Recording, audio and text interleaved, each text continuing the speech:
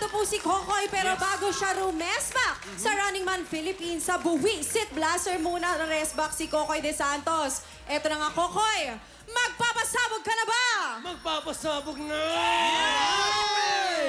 Hindi, Kokoy, kasi syempre alam naman natin na sa Korea medyo malamig talaga doon, di ba? Ano yung ibabaon mo na una? Siguro, jacket talaga, tsaka yakap. Ay, Sorry, yakap. Parang yung yakap nandun na sa Korea sorry. eh. Nasa Korea na pala. Ay! Gusto mo ba? Ito, marami kami dito. Yayakap sa'yo. Pwede naman. Kokoy, ito ang iyong unang sang tanong! Sang Sabog! Ang life goal. Anong life goal ang gustong ma-achieve ni Lexie Gonzalez ngayong 2024? A. Makabili ng bahay. B. Maging ultimate runner ng Running Man Philippines. Magsimula tayo sa girls. Actually, last year, nakabili na siya ng bahay. Yes, I know. Kami Kaya ngayon napupunta sila sa South Korea. Si Lexie, very competitive. Yan, alam mo yan, Ay, totoo. Fe. Super competitive. Kaya yung goal niya is manalo sa running. Yes, nag-gym nga siya ng gym. At alam mo, nag-gym talaga para magpalakas. Oo. Ibang gym yon. Oo. Alam mo, gabi siya nag-gym. Bakit? Para gabi ng la gym. Hoy! La gym, o sige, Lexie. Dito naman tayo sa boys. And then, nagsawa na nga siya doon sa gabi ng La Gym. Kaya ginawa niya, gusto niya. Kasi gusto niyang bahay kasi meron siya sa Luzon, meron siya sa Visayas, tsaka meron siya sa Mindanao. Wow. Ang Luzon niya, dito sa Metro Manila, ang gusto naman niya tabi ng beach. Medyo banda naman. Yung surf, mahilig siya mag-surfing eh. Yun yung goal niya. Yan ang goal niya talaga. Sang beach. Ha? Sang beach. Sa Siargao. Ay, Siargao, surfer siya eh. Ang galing niya nga, shortboard. Shortboard. Ngayon, dati siya naglo-longboard. Ngayon, shortboard ang ginagamit niya. Okay. Siguro naman kilalang-kilala mo na ang mga ka-runners mo, di ba? pwede. O, Kokoy, anong sagot mo? Para sa akin, since ang naging ultimate runner last year si Angel, feeling ko gusto niya rin maging ultimate runner. Okay, gusto niya maging ultimate runner. Kabog o sabog? Alamin na natin yan in 5, 4, 3, 2, 1. Yan! Yan! Yan! Grabe yung pulbo na to, Kokoy. Yung nilapit pa niya yung mukha niya. Parang halatang favorite ka ng mga tao. Parang sobrang din naman ako na Miss TikTok lang ah. Faith, yung buhok mo namumuti. Totoo ba? Hindi ganun ko kamahal si Kokoy. Di, wala naman. Lahat sasaluhin ko para sa'yo. Hindi, ang tamang sagot daw po ay para makabili ng bahay. It's a goal naman talaga for Totoo everyone. naman. Lagyan na natin yan. Eto na tayo. Lagyan na natin. Hindi, I-refill mo pa? palitan natin. Parang okay na yun Damihan mo. Close mo naman yan eh. Hindi. Eto na tayo sa Grabe naman yun. Sang tanong! Sang Sabog! Eto, kilalang-kilala mo to, Kokoy. Sino yan? Kung makikipagpalit daw ng katawan si Angel Guardian sa isang cast ng Running Man Philippines, si Buboy ang gusto niyang makapalit ng katawan. Ano daw po ang nasabing dahilan ni Angel? A. Para magkasya siya sa masisikip na lugar. Or B. Para ma-experience niya yung hindi nauubusan ng energy. Magsimula tayo sa boys. Ay, syempre. Nakasama ni Martin yan. Oo, syempre. Ako nakasama ko yun si Buboy.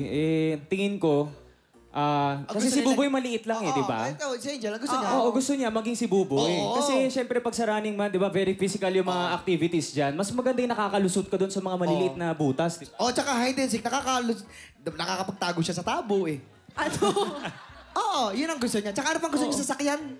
Mini Cooper. Yun. Mini Cooper, di ba? Mali, mali, mali. Yes. Alam natin na si Buboy, raketero yan dito sa GMA. Ang Tama. dami niyang show. Everyday natin nakikita, At even pans- on weekends. At pagpapansinin mo siya, hindi nauubusan ng Hindi nawawala ng energy. Punong-puno ng energy. Ma-idol Kahit talaga ako siya. nga, inggit ako sa kanya. Ako Totoo din. yan. Promise. Super sipag para sa mga anak niya. Kaya isa din yun sa hinahangaan ni Angel Pag Guardian. magaling, mataas ang energy, marami siya. Totoo yan. At kung nanonood ka ngayon, Buboy, hello. Eto na, Kokoy. Ano ang sagot mo? Ang sagot ko parang gusto ko makasama si Buboy eh. Uy! Kasi nandun na pala si Angel eh. Ano ka ba? O, A Hindi, or B? sa akin, hindi. Feeling ko yung energy. Kasi ako mismo, iba yung energy na binibigay ni Buboy kapag kasama mo siya. Okay, B daw para ma-experience niya ang di nauubusan na energy ni Buboy. Kabog or sabog, alamin na natin yan in 5, 4, 3, 2, 1.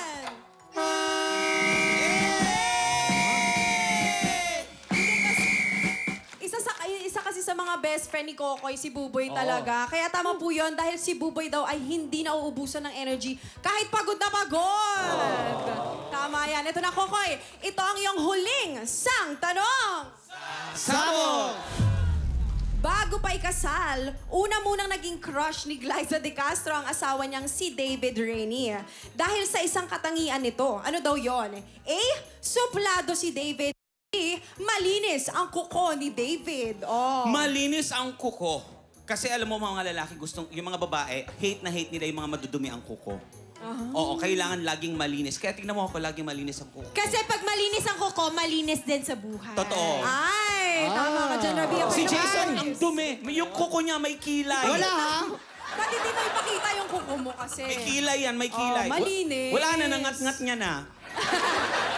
Ito, syempre Martin, ano sagot natin dyan? Ako, syempre, ang nagustuhan ni Glyza, yung pagiging suplado Oo, niya. Kasi mas naman. maganda naman talaga yung hard to get. Yun yung uso ngayon. Oo, yun naman talaga.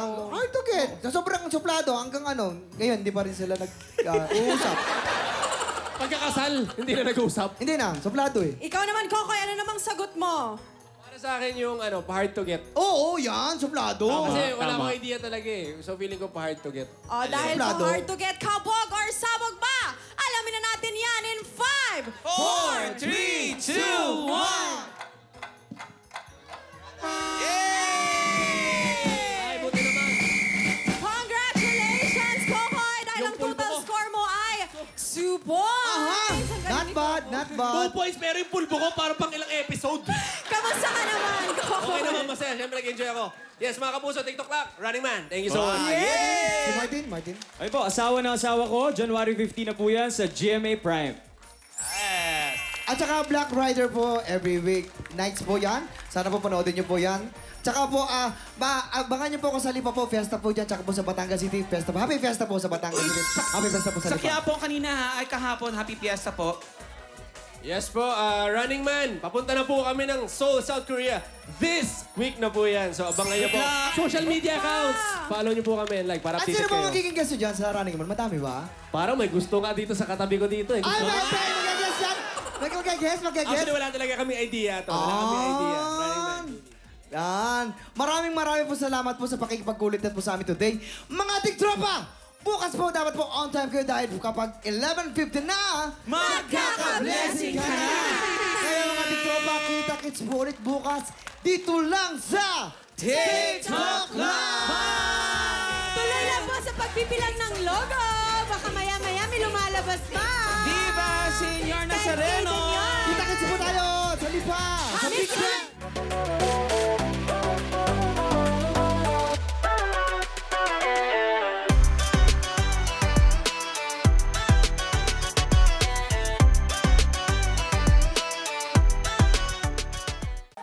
Tropa, pinanood mo hanggang sa dulo itong video na to? Very good ka!